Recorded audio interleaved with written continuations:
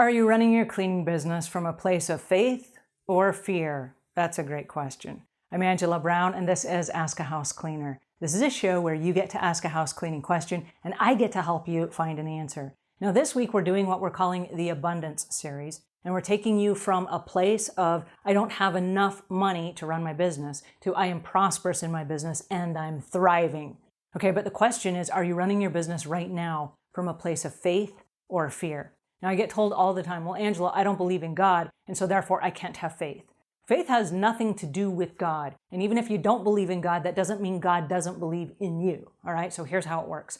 Let's pretend for a second that you decide, well, I don't believe in the sun.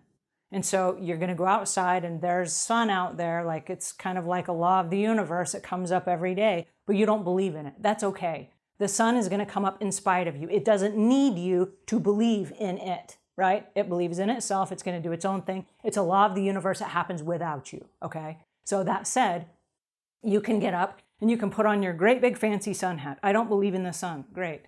Then you put on your sunglasses. I don't believe in the sun. Oh, okay. And then you put on your long sleeve shirt. I don't believe in the sun. All right. And then you put on sunscreen with whatever skin is left that you can see. I don't believe in the sun. All right, that's fine. You go outside with a great big old umbrella and you're hiding under your umbrella. There is no sun.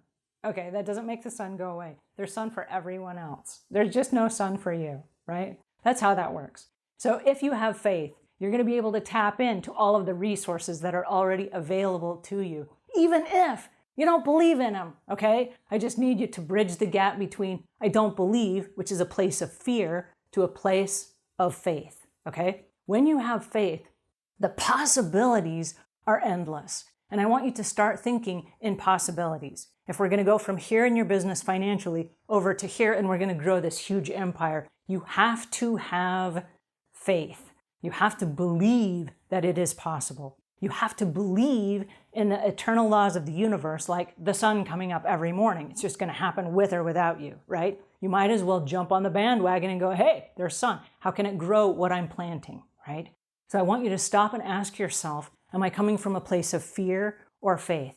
Because if you are in fear, you're going to attract more fear into your business. And that's going to squash all of the progress that you're making. Now, I want to talk for a second about the laws of attraction. And I know this sounds like a woo-woo concept, but you do it whether you know it or not. It is one of the laws of the universe. Here's how it works. And I'm going to translate it into terms you might understand. Try this out today. Jump into a Facebook group, I don't care which one, and say something like, oh, you're not going to believe what my customer did. They did this, that, and the other. And then just wait. And a whole bunch of your friends, because you're attracting that, you're putting that out there, a whole bunch of your friends will be attracted to that. And they'll say, oh, shame on that customer. I can't believe that customer did that. You should drop that customer. That customer is no good for you. And you will attract a whole bunch of people who have that same attitude.